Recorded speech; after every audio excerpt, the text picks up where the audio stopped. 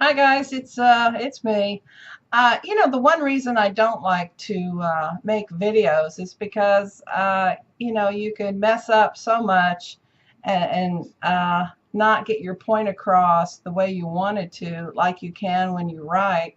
But then you're limited because unfortunately most people in the world can only read past a fifth grade level. Even some are lower than that. And so uh, I know this is why sites are popular when someone is talking because of this problem that our educational system did to us as far as our ability to read and understand. And I'm not busting on people here. I'm just telling you the truth that most Americans read at a third to fifth grade level. And so this really is a problem. Even I don't like to read sometimes. Anyway, I want to go back to the garden because it is so important to the whole story of mankind. And many religious people don't see this. There are a few that are coming to the same conclusions that I've come to, and uh, and it's because they work on this all the time. There was a Berean that also came to these same conclusions. If you will Google some of this, you will find many theologians understand the narrative in Genesis and how it was changed in the beginning. Eve, the woman, does not repeat the right narrative. It's changed. But they think that she changed it, and no, it was changed by Adam. And so he really is the progenitor of everything that goes on in the garden. Remember, Paul says, by one man sin entered into the world. The woman was deceived. And so this is important. He's trying to get this across to people. And yet, because they don't spend any time researching, they kind of miss it. And ministries that have money involved, anytime money is involved with the gospel, there is a problem. I see this over and over again as well. Um, it You just cannot attach money to the gospel and be able to see. Anyway, that's why I don't take any money. That's why I don't write any books. I had written books in the beginning. This is not what the Lord wanted me to do. And so I stopped. I'll have to tell you that story. That's funny. But He really didn't want me doing this. He had something else in mind. I guess it was this. Anyway, Adam. Boy, this is so funny and so crucial to the whole thing. It wasn't. I've had some key things happen that have helped me along the way. The first one really was the serpent showing up next to the sun. When it shows up, I really began to see it a lot in 2012. It's on the other side of the sun, about the 2 o'clock position. NASA said it was a scratch, and I knew it wasn't a scratch because there was eyes always around it and crosses. I did think this was Planet X. It was, I think, late 216 is when it moved. Now, if this is a planet, how does it go from one side, a stationary position on one side of the sun, and then move to a stationary position on the other side of the sun? There's no orbit there. It doesn't follow the laws, uh, you know, and we'll go through that at some other time. But anyway, it's now about the 7 o'clock, 8 o'clock position to the sun, and you can really see that it's not. Uh, it looks like a serpent. Anyway, this fall, September, it will be with the sun on the woman's shoulder, but it will be close to her ear, not down low to devour the child. Well, how is this devouring going to happen if it's up by her ear? Yeah, there you go. Do you get it? It's going to devour her by what it says. It's about the narrative. It's about what you believe. It really is about the head. It was my husband that pointed this out, and I do believe this was from the Holy Spirit. Anyway, very crucial. I know people, there's not a lot of people that see my stuff. I think I'm being hidden on YouTube, which is fine. Um, but this is really crucial that it is by her ear. It goes back to the garden. Who has the ear of the woman but Adam? Adam is the serpent, baby. It wasn't until I really began to research Egyptian language, early Egyptian language, and Hebrew, that I began to understand who the serpent was. Their definition, our definitions come from other definitions. We change words according to definition, but they had the ultimate definition, and their definitions came from what was around them. Animals, plants, trees, flowers, everything that was around them, people became part of the definition. And so this definition of the serpent really is about somebody who's very wise, somebody who is illuminated, somebody who is cunning like a snake, who can, when a snake goes to eat its prey, it kind of puts them in this, a trance type thing.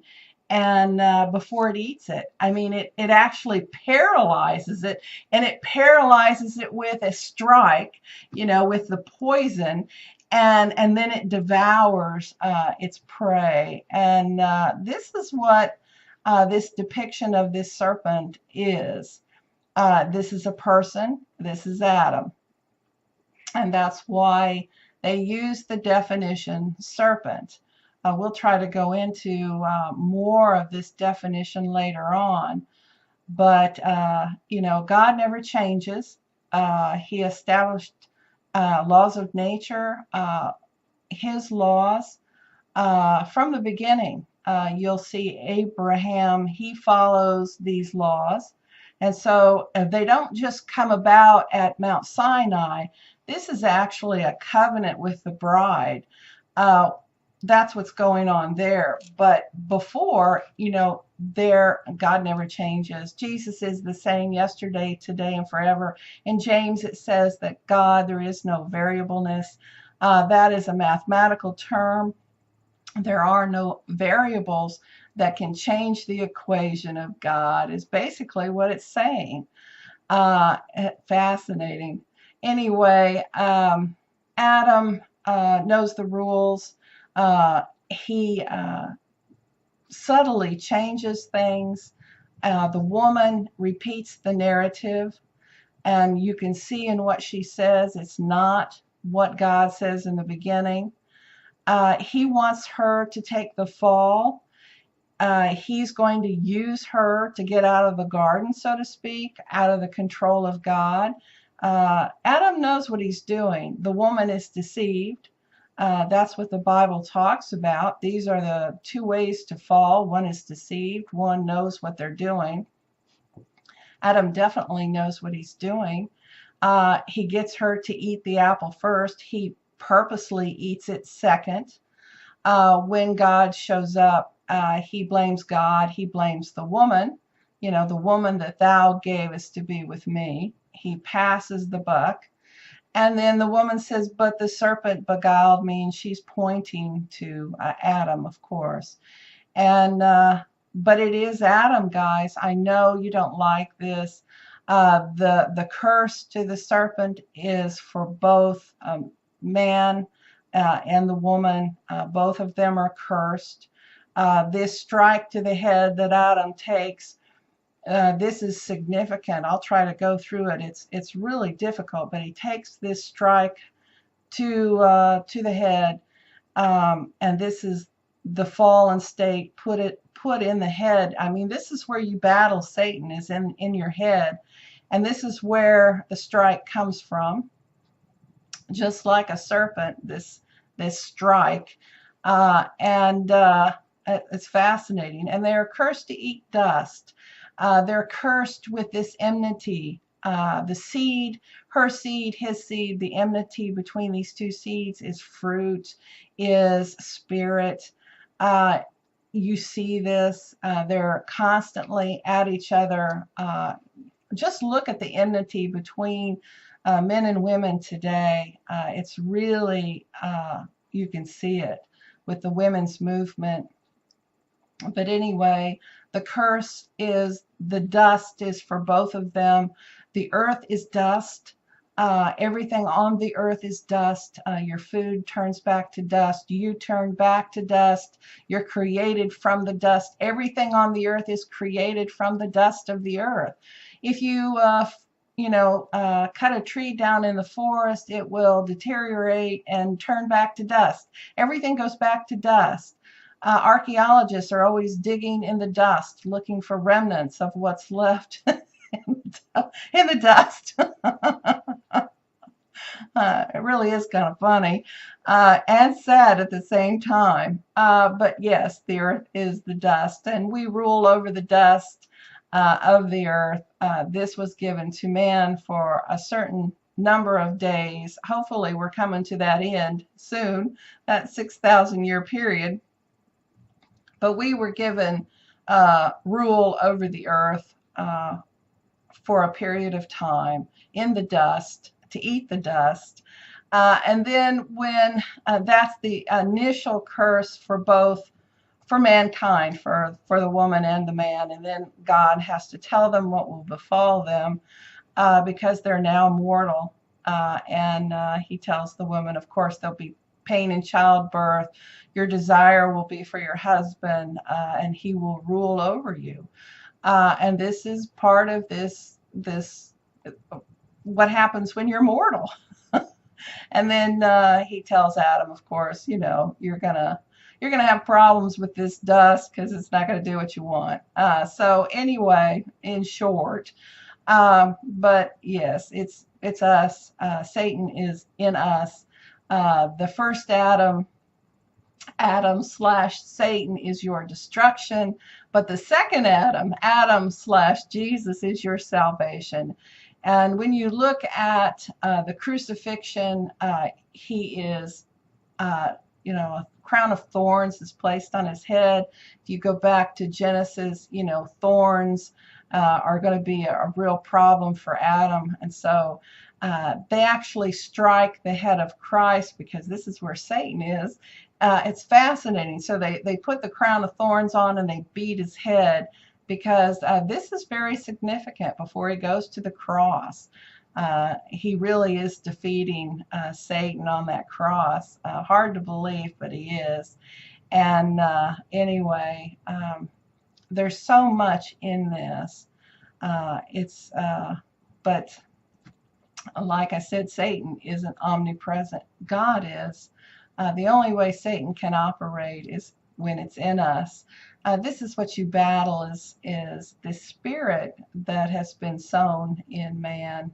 And a lot of people ask the questions, well, how can a man kill somebody else, or how can they do this to a child?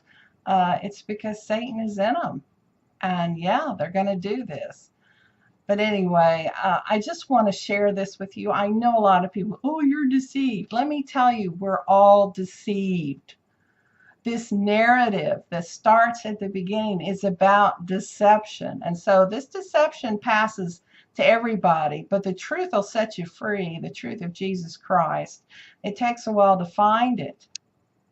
But this narrative, this is the magic.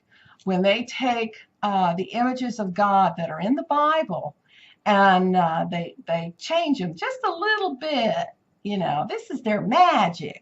And then when they changed the word of God subtly, this is magic, but this is control. The Catholic Church controlled you through, all the early Bibles were written in Latin. This is how they controlled you. You had to go to the church to get fed, to know anything about God. Same thing in Judaism. You had to actually go to the rabbis, and I'm sure it's the same way with Islam. You have to go to the mullahs. There's always a group of men that are trying to control other men. That's what this is about. We're seeing this a lot today. They're trying to, they've lost the narrative. They're trying to get it back. And so they change things subtly. NASA does this. Science does this. I'm going to blow science off the map here in this next video. But yeah, that's what they do. They're trying to control the narrative, what you believe. This leaves them in control. This is what Jesus was talking about when he was busting on the Sadducees and Pharisees, because this is what they were doing. And so this is the deception, is this subtle changes that they do over time. They change what you believe. And it's subtly. That's what the serpent is about, subtly. Anyway, there's so much. And I know I'm missing stuff, and that's what I hate about making videos, that I'm going to miss stuff. When I'm writing, I can go back and add stuff to it that I missed, but it's kind of hard when you're doing videos. But I know you guys really want videos, some of you, because I know you can't read very well, and it's not your fault. You can get better. You can get better at it by reading. And I know the Old English, the King James, is very difficult for people. And so you really should have multiple Bibles and, things that will help you out to understand Old English. Anyway, I've got a cat on my desk. I started out with one cat. Now I have 4, and I didn't want them. So I'm like the cat woman. I guess that's why I put cats out on my site, because they're attracted to me for some reason. I don't know what it is. But anyway, when I come back and we start on the DNA, it's very fascinating. Again, they're lying to you about this. The DNA has all these barriers in it, and there's no way that aliens could interbreed with us. No, I don't think so. And we'll talk about the fact that because of our sin, because of the fall, all of these curses have been put in the DNA. People will have 6 fingers and 6 toes. Some people will have 5. Some people will be giants, and some people will be dwarfs. It's all in the DNA, and the further you get away from God, the more curses arise. This is also in Deuteronomy. Overpopulation is a curse for not staying within the barriers that God had put in the Word. Yeah, it's all there. And so we'll talk about some of this stuff as we go along. There's so much. Anyway, just hang in there. Don't be, snarky, because we're all learning together. And I want to know, and I hope you want to know, and I'm going to share what I have found. And yeah, I change my mind about stuff. I have an open mind. I'm not set in concrete like some people are. I'm willing to change. We'll talk about the rapture. I go back and forth. Is it 7 years? Is it 3.5 years? It is before. We just don't know. We just don't know that, how long. A lot of the guys that followed the apostles, Herodotus, Syrian, Ephraim the Syrian, some of these guys said 3.5 years. And so there is a time period, before everything happens, that the rapture takes place. So we'll talk about this stuff too. I do believe in a pre-tribulation rapture, 7 years, 3.5 years, whatever you want to call it, but is before the wrath of God. And there might be a few years, some people call a small gap even between the time the church goes, between the time they come back. And so, yeah, we're working on that always. So anyway, hang in there. I'll be back. See you later.